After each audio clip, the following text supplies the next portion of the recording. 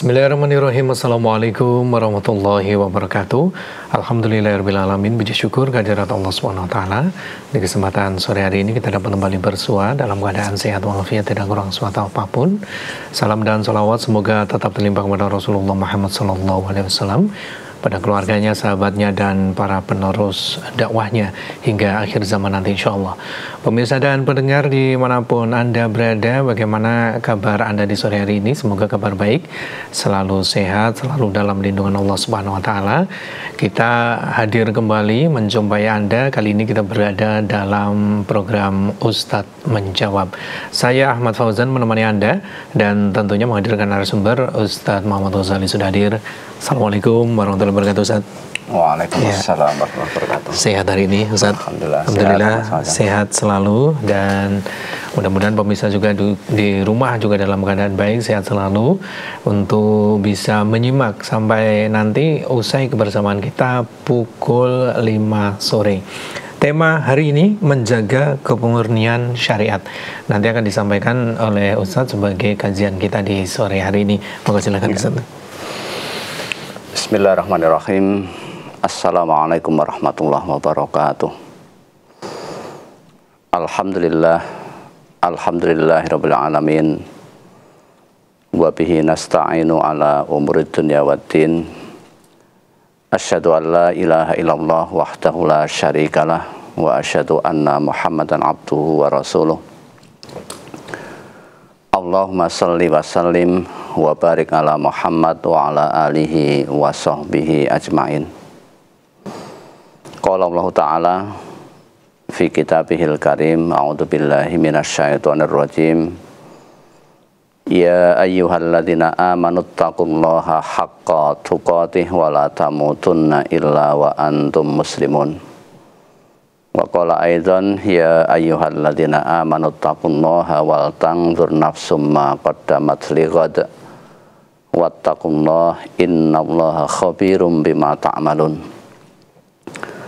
Wa qala Rasulullah sallallahu alaihi wasallam ittaqillaha haitsu ma kunta wa atbi'is sayyi'atal hasanata tamhuha wa khaliqin nas bi khuluqin hasanin.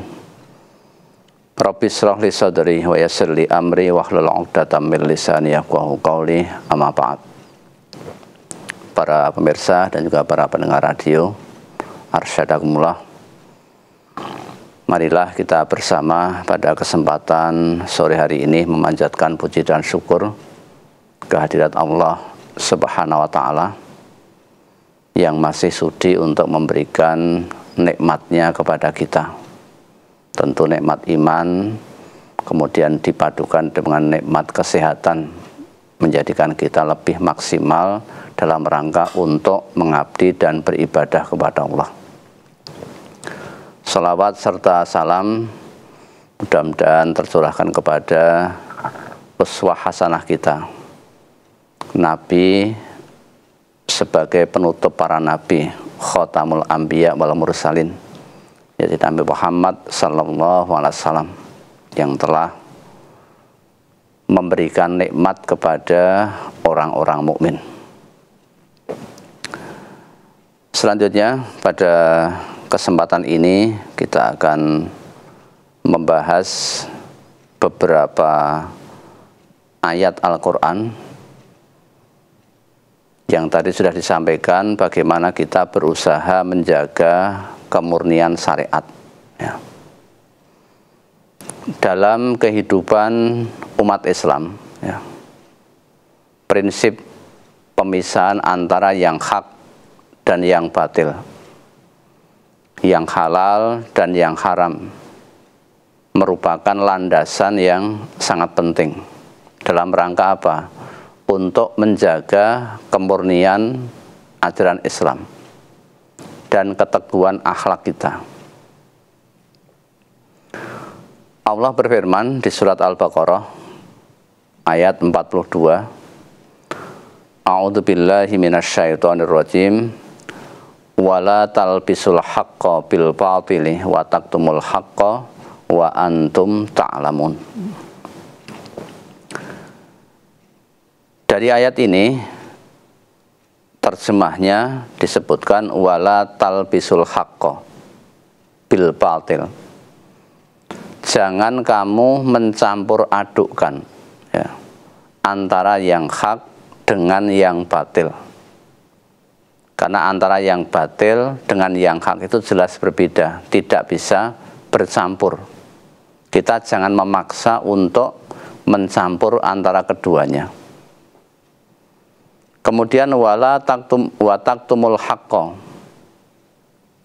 dan kamu menyembunyikan kebenaran. Jadi yang benar ini malah disembunyikan, sehingga nanti yang tampak adalah hal yang batil. Sedang kamu wa antum ta'lamun, sedang kamu mengetahui.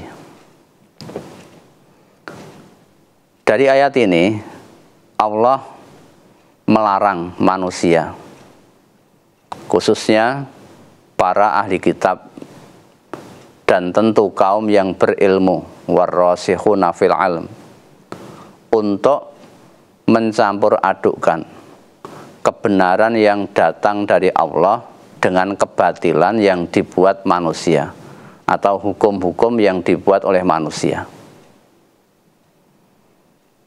Tentu larangan ini mencakup hal yang sangat luas. Di antaranya menyembunyikan kebenaran,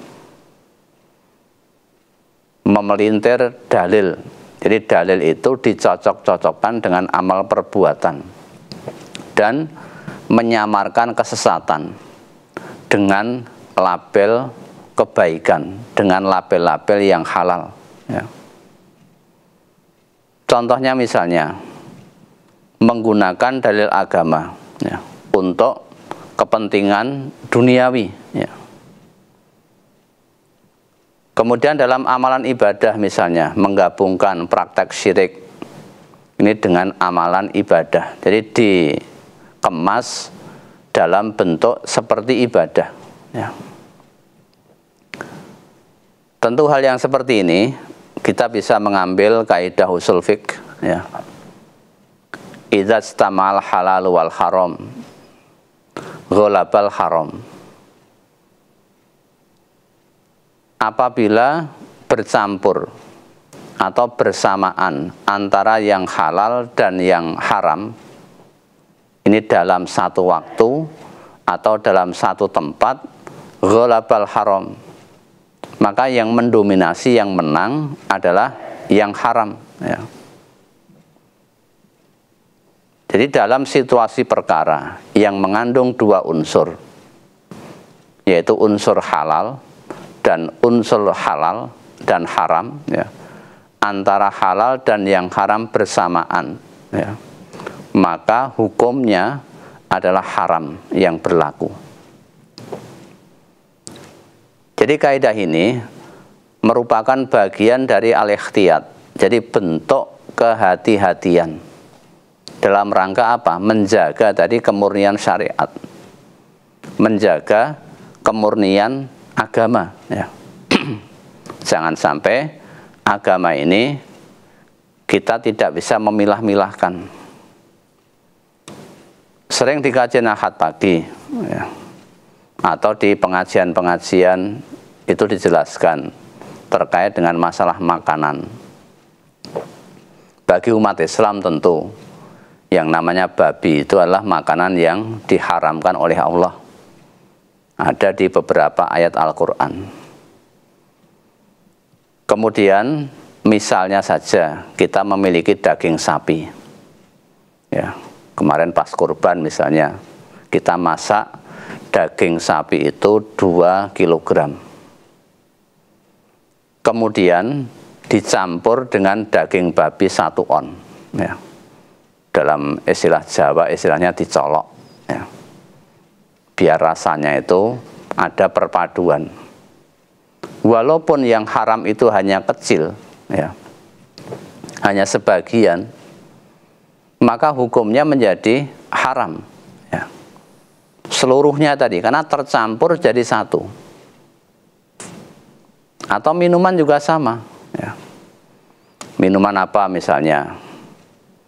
Kita minum es teler, nah, ternyata dicampur dengan ciu sedikit, nah, maka semuanya tadi menjadi haram. Nah, di dalam pepatah bahasa Indonesia itu sebenarnya juga ada, karena setitik nila rusaklah susu sebelanga. Ya. Kita mungkin membuat apa? Susu, ya. Susu segar 1 ember dicampuri dengan apa namanya, mungkin cairan berupa apotas atau racun, maka susu yang 1 ember tadi walaupun dicampuri racun yang jumlahnya sedikit, ini semua susu tadi itu menjadi rusak. Atau contoh lain misalnya, kita uang, ya, uang hasil jualan yang halal, tapi didapat dengan cara yang tidak halal, misalnya menipu, itu hasilnya juga menjadi haram. Inilah yang namanya bentuk ikhtiyati, bentuk kehati-hatian, bagaimana syariat kita bisa menjadi murni, ya, menjadi kholis lagi. Dan ini semuanya jelas dilarang oleh Allah Subhanahu wa ta'ala, ya. Kemudian dalil yang lain di surat Al-Maidah ayat 100, Allah juga berfirman, "Qul la yastawil khabithu wat thayyibu walau a'jabaka kasratul khabith fattaqullaha ya ulil albabi la'allakum tuflihun." Nabi kita Nabi Muhammad sallallahu alaihi wasallam diperintahkan oleh Allah untuk mengatakan, ya, tidak sama yang buruk dengan yang baik, itu jelas la yastawi, ya, alias beda. Meskipun banyaknya yang buruk itu menarik hatimu, ya. Walau a'jabaka kasratul khabith, ya. Rupa-rupanya dalam kondisi saat ini, ya, kondisi sekarang ini banyak, ya, hal-hal yang buruk itu karena mungkin sudah menjadi viral atau banyak orang yang mengerjakan, itu dianggap sesuatu yang baik, ya. Kemudian fattakullah, ya, maka bertakwalah kamu kepada Allah, ya ulil albab, wahai orang-orang yang mempunyai akal pikiran yang sehat, ya, supaya berhati-hati, supaya takut kepada Allah. Orang-orang yang masih memiliki akal yang sehat, tujuannya apa? La'allakum tuflihun, agar kamu menjadi orang-orang yang beruntung, beruntung di dunia maupun beruntung di akhirat. Kemudian di samping itu juga ada hadis dari Rasulullah bahwa al-halalu bayyinun wal haramu bayyinun wa bainahuma umurun mustabihat. Yang halal itu sudah jelas, yang haram juga jelas, ya. Kemudian barang siapa menjaga dirinya dari yang subhat, ya, di antara yang halal dan yang haram tadi ada sesuatu yang masih samar-samar, tetapi sikap kita sebagai orang Islam itu harus apa? Menjaga diri, meninggalkan sesuatu yang masih ragu-ragu tadi, ya, itu harus ditinggalkan. Dakma yaribuka ila mala yaribuk, tinggalkan yang ragu-ragu, ambil yang pasti-pasti. Maka barang siapa yang menjaga dirinya dari hal yang subhat, berarti ia telah menjaga agamanya dan menjaga kehormatannya. Kemudian dikuatkan juga dengan kaidah usul fiqh yang lain, yaitu apa? Darul mafasidi muqaddamun ala jalbil masolih. Menolak kerusakan atau mencegah kerusakan itu lebih didahulukan atau lebih diutamakan daripada mengambil maslahat atau mengambil kebaikan. Inilah beberapa hal yang tentu kita sebagai orang yang beriman itu harus paham terhadap syariat-syariat tersebut. Jangan sampai campur aduk antara yang hak dan yang batil yang menyebabkan seolah-olah kita berbuat baik ternyata mendapatkan keburukan. Kita harus betul-betul berhati-hati, waspada. Dalam bahasa Jawa mungkin orang Islam itu harus istilahnya kikrek, ya. Tidak serta-merta gegabah, ya. Tidak boleh. Sebab resikonya sangat berbahaya nanti ketika kita berada di alam akhirat. Ya, demikian.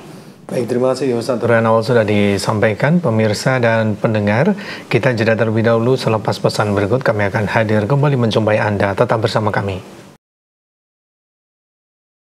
Ya, baik pemirsa dan pendengar dimanapun Anda berada, terima kasih bagi Anda yang masih selalu setia bersama kami dalam program Ustadz Menjawab.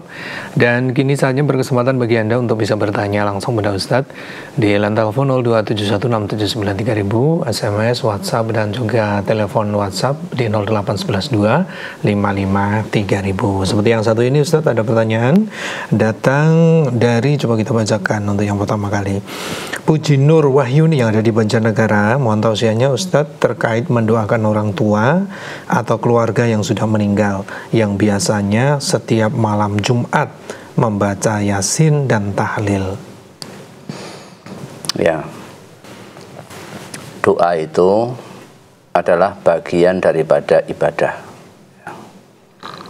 Tentu ketika kita beribadah adalah mengacu pada dalil yang bersumber dari Al-Quran maupun dalil yang bersumber dari hadis Rasulullah Sallallahu Alaihi Wasallam.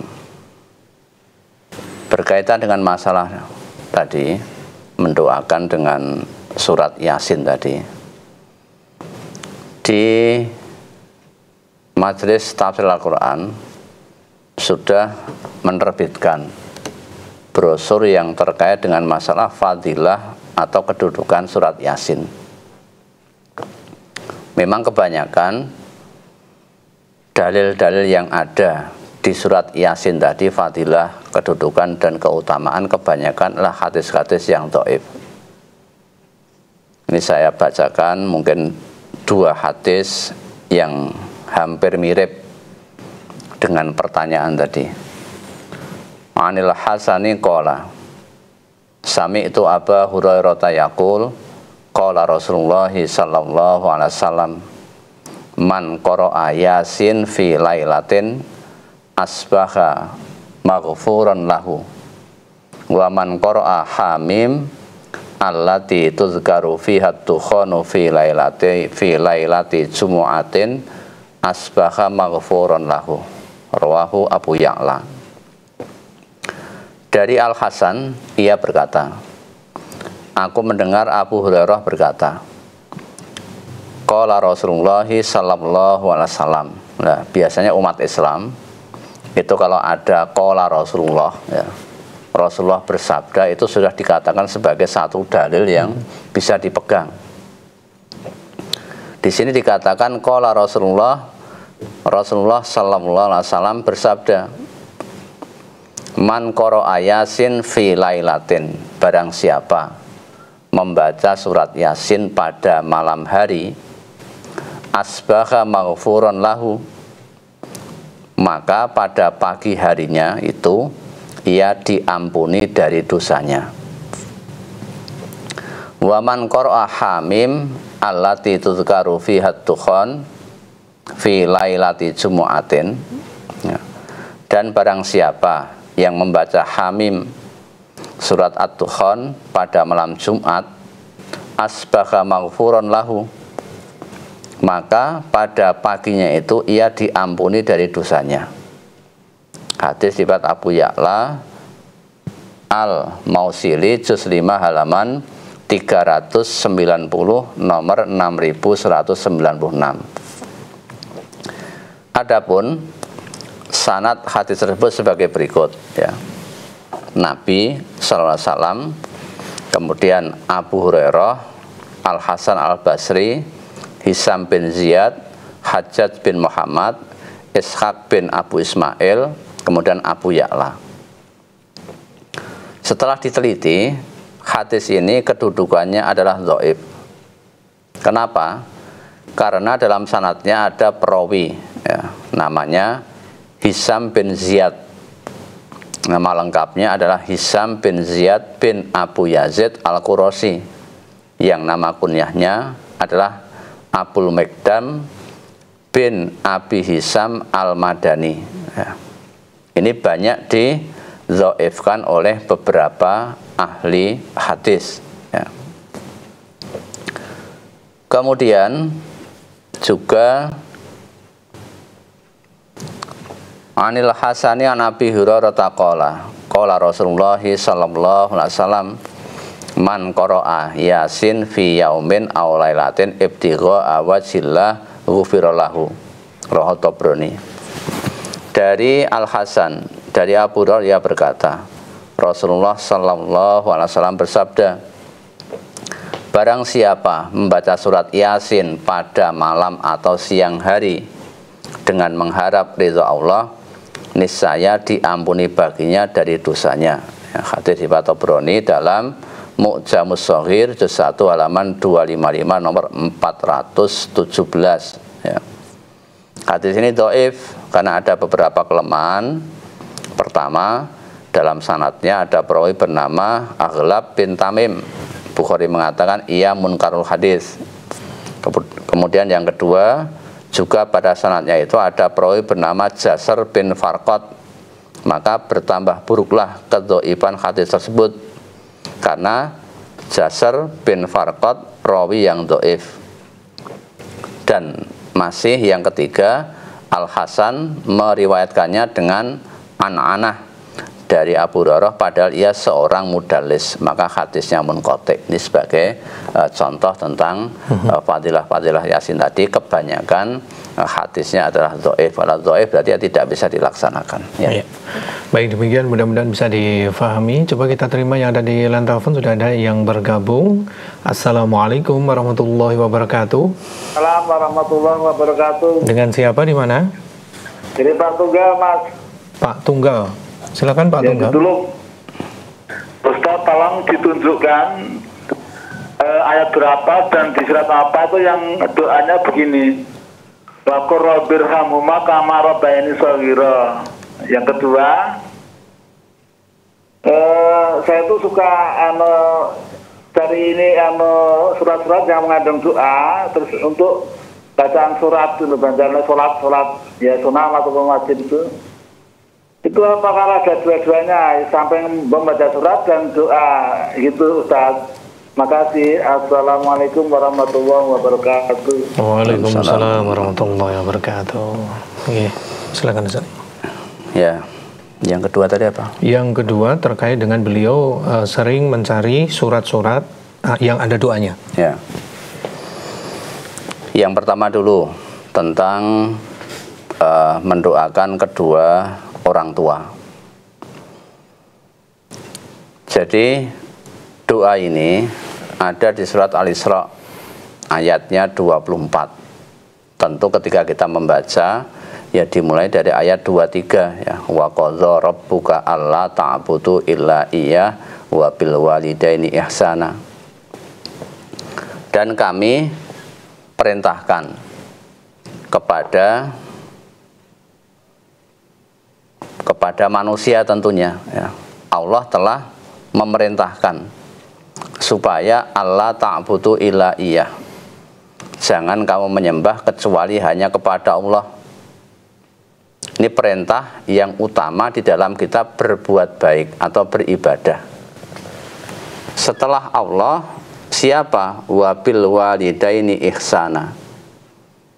Dan berbuat baiklah kepada kedua orang tua. Jadi orang tua itu memiliki kedudukan yang sangat mulia di hadapan Allah. Bahkan surga itu ada yang menyebutkan al-jannatu tahta aqdamil ummahat. Surga itu terletak di bawah telapak kaki ibu. Maksudnya orang itu ketika durhaka kepada orang tua itu tidak bisa masuk surga, karena termasuk bagian daripada dosa besar, uququl walidain. Kemudian imma yablughanna indakal kibaro ahaduhuma au kilahuma, sehingga nanti jika salah seorang di antara keduanya atau kedua-duanya itu sampai berumur lanjut, ya, indakal kibaro, sampai berusia sepuh, mungkin sampai pikun. Kalau mungkin masih muda, kita bisa jadi berbakti kepada orang tua. Ketika orang tuanya masih kuat, masih bisa membiayai, masih bisa memberikan beberapa hal, kita bisa jadi masih berbakti kepada orang tua karena kita masih butuh.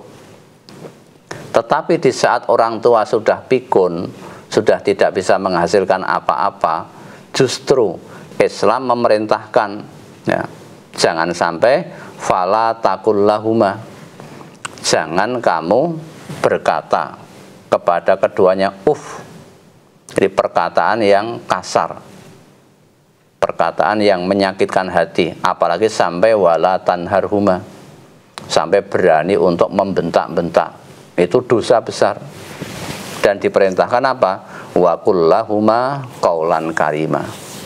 Dan katakanlah kepada keduanya perkataan yang mulia, perkataan yang baik, ya, perkataan yang santun. Nah, kemudian yang ditanyakan tadi ayat 24 tadi, waqfid lahuma janahad dzulli minar rahmah. Kita sebagai anak diperintahkan oleh Allah supaya apa? Merendahkan diri di hadapan mereka berdua, ya, minar rahmah, ya, dengan penuh kasih sayang. Seperti apa? Wa qur rabbirhamhuma kama rabbayani shaghira. Sebagaimana dulu kedua orang tua kita itu menyayangi kita tanpa pamrih pada waktu kita masih bayi, masih kecil. Itu betul-betul dijaga, diperhatikan, dirawat dengan sebaik-baiknya. Maka tugas sebagai seorang anak itu harusnya ada imbal balik, ya. Ketika orang tua sudah tidak kuat, tidak mampu apa-apa, bahkan sakit-sakitan, maka anak punya tanggung jawab untuk apa? Untuk berbakti kepada kedua orang tua. Nah, tentang ayat-ayat atau doa-doa yang ada dalam Quran itu juga sudah banyak buku-buku yang diterbitkan, ya, sehingga nanti kita bisa mengambil doa itu dan juga bisa dipraktekkan dalam kehidupan sehari-hari, ya. Baik, demikian Pak Tunggal yang tadi tolong, mudah-mudahan bisa difahami. Kita beralih ke pertanyaan di WhatsApp, Ustadz. Mohon maaf bertanya, Ustadz, kalau sholat jamaah berdua putri, posisi imam di mana, ya? Di kiri atau di kanan? Terima kasih penjelasannya. Ya, tentu ya kita mengacu kalau memang semuanya laki-laki atau semuanya perempuan, tentu ini kan sama, ya, sama seperti laki-laki. Lah beda kalau di dalam jamaah itu ada laki-laki dan ada perempuan, ya. Kalau yang ditanyakan tadi jamaahnya perempuan hanya 2 orang, ya seperti laki-laki itu, berarti perempuan atau makmumnya berada di sebelah kanan imam, ya, berada di sebelah kanan imam. Nah, nanti kalau mungkin datang orang, tentu memang ini ada beberapa pemahaman, ada yang seperti putra itu berarti ke belakang. Jadi makmum yang datang ini di belakang imam, kemudian makmum yang tadi awal mundur ke belakang. Atau ada yang mengatakan bahwa imam perempuan tuh fi wasati sof, di tengah-tengah sof. Nah ini multi tafsir, maka terjadi beberapa perbedaan pendapat. Tapi yang kita pahami ya sebagaimana jamaah laki-laki itu, kalau memang satu orang berarti makmumnya berada di sebelah kanan imam. Ya. Ya. Kemudian berikutnya hamba Allah yang ada di Sidoarjo Wonogiri bertanya, Ustadz, apa yang dibaca makmum setelah membaca doa iftitah sebelum imam membaca Alhamdulillahirabbil alamin dan seterusnya? Tentang tata cara sholat berjamaah, apabila mungkin sholatnya itu jahar, misalnya sholat yang dilaksanakan pada waktu malam, maghrib, isya, subuh gitu. Setelah makmum ini membaca doa iftitah, nah apa yang dibaca? Ya sudah, berarti dia diam untuk mendengarkan bacaan imam. Ya. Cukup membaca doa iftitah, setelah itu mendengarkan bacaan imam. Wa idza quri'al Qur'an fastami'u lahu wa ansitu la'allakum turhamun. Di surat Al-A'raf itu, apabila dibacakan Al-Qur'an maka diperintahkan apa? Ya, ketika imam membaca Fatihah berarti kan makmum mendengarkan. Fastami'u lahu wa ansitu. Dengarkanlah baik-baik dan dia memperhatikan agar kamu mendapatkan rahmat. Maka bacaan imam ini menjadi bacaan makmum apabila memang imam membaca jahar tadi. Ya. Ya. Kemudian berikutnya hamba Allah yang ada di Semarang bertanya, Ustadz, apabila kita melakukan perjalanan jauh dengan pesawat, apakah boleh wudhunya dengan tayamum padahal masih ada air yang di toilet atau air mineral botol? Dan menghadap kiblatnya bagaimana? Dan bagaimana kalau di samping tempat duduk ada wanita yang bukan muhrim? Mohon penjelasannya, Ustaz. Tentang masalah musafir, ya, walaupun ini terjadi perbedaan pendapat, ya, tetapi yang kita pahami bahwa musafir itu ada yang namanya rukhsah, keringanan-keringanan yang diberikan oleh Allah. Di antaranya apa? Menjamak dan mengqashar sholat. Itu satu. Kemudian yang kedua, diperbolehkan untuk tidak berpuasa Ramadan, ya, tetapi mengganti pada hari yang lain. Yang ketiga tadi diperbolehkan untuk bertayamum, ya, sekalipun ada air. Itu keringanan-keringanan yang diberikan, walaupun ini ada terjadi perbedaan pendapat. Tentu masing-masing nanti akan mengetengahkan dalil. Jadi boleh kita bertayamum di tempat yang diperkirakan ada debunya, ya. Diperkirakan ada debunya. Lah terus menghadapnya kemana? Memang fa'aina ma tuwallu fathamma wajhullah. Di mana saja kamu menghadap, maka disitulah wajah Allah. Karena ini termasuk dalam keadaan darurat, maka kaidah usul fikih berlaku ad-daruratu tubihul mahdurat. Dalam keadaan terpaksa, ini membolehkan hal-hal yang pada kondisi normal dilarang. Memang ketika kondisinya normal, kita berada di daratan, ketika sholat ya kita diperintahkan istiqbalul qiblah, menghadap kiblat. Apalagi sekarang sudah banyak alat yang namanya kompas, itu di HP-nya masing-masing itu ada. Tetapi kondisinya darurat, ya berarti kita kemana saja menghadap diperbolehkan. Misalnya kita baru pulang dari umroh, kalau berangkat kan arahnya ke barat, menghadap kiblat. Tapi ketika pulang, kan pesawatnya menghadapnya ke timur.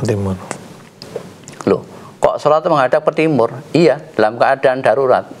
Karena tidak mungkin kita bisa sholat dengan sempurna pada saat berada di pesawat yang berada di atas itu. Tidak mungkin. Dan kita tidak mungkin kursinya itu bergeser, madepnya itu kan tidak mungkin. Apalagi di pesawat itu kan sempit sekali, ya. Maka keadaan darurat membolehkan hal-hal yang awalnya tidak boleh. Lah bagaimana kalau di samping kita itu ada perempuan yang bukan mahram? Ya tidak apa-apa, ya. Memang kondisinya darurat. Famaniturra ghaira bagin fala atin fala isma alaih.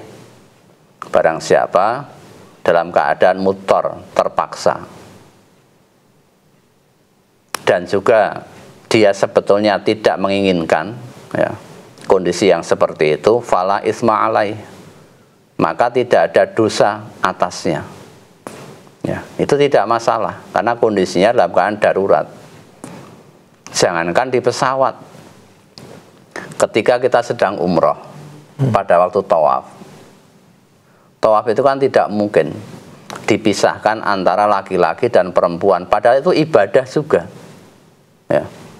Ibadah yang kedudukannya mungkin ya hampir sama dengan sholat, karena harus suci kan ketika tawaf. Itu kan terjadi desak-desakan, apalagi pada saat haji itu, ya. Itu banyak antara laki dan perempuan memang kondisinya seperti itu. Tetapi ya kita berusaha, kalau seperti itu kan masih ada celah untuk bisa bergeser, bagaimana bisa bersama dengan laki-laki dengan laki-laki, perempuan dengan perempuan, ya. Jadi agama itu sebetulnya adalah mudah, ya. Ad-dinu yusrun wala tu'assiru. Agama itu gampang, jangan kamu persulit, ya. Wa ma ja'ala 'alaikum fid-dini min haraj. Allah tidak menjadikan dalam agama itu suatu kesulitan. Di surat Al-Hajj ayat 78 itu. Sehingga kita sebagai orang Islam itu sebetulnya mudah, ya. Kalau sulit itu mungkin di dalam ilmu perdagangan banyak maklarnya, ya. Sehingga barang itu kalau lewat maklarnya banyak kan jadi mahal. Agama juga demikian, kalau tidak langsung dari Nabi kadang-kadang ditambah-tambahi, ada bumbu-bumbu itu. Padahal kita beragama pedomannya adalah dari Quran dan As-Sunnah, ya. Demikian. Baik, demikian mudah-mudahan difahami untuk penanya dan juga para pendengar dan pemirsa yang saat ini juga sedang menyimak. Ustaz, sebagai penutupnya singkat bisa disampaikan, Ustaz, silakan. Ya, tentu mengacu kepada tema tadi yang kita sampaikan, bagaimana kita itu bisa betul-betul menjaga kemurnian syariat, ya. Syariat itu adalah satu ketetapan yang ditetapkan oleh agama. Islam itu kan aturan, ya. Bagaimana aturan itu tetap murni, jangan dikotori dengan berbagai macam kotoran-kotoran. Ya, kita berusaha untuk memurnikan tadi, menjaga. Salah satunya jangan sampai kita talbis, mencampur adukkan antara yang hak dan yang batil. Itu tidak boleh, ya. Harus kita betul-betul sebagai orang yang wiroi, betul-betul menjaga diri. Tadi kita katakan kalau orang Jawa itu kikrik, tidak gampang-gampang untuk mudah melakukan sesuatu hal-hal yang mungkin masih ragu-ragu, ya. Maka ketika menemui keraguan-raguan, Islam memerintahkan supaya ditinggalkan dalam rangka agar tidak terjerumus kepada hal-hal yang haram, ya. Karena al-halalu bayyinun wal haramu bayyinun. Yang halal jelas dan yang haram itu sudah jelas, maka jangan dicampur adukkan, ya. Ya.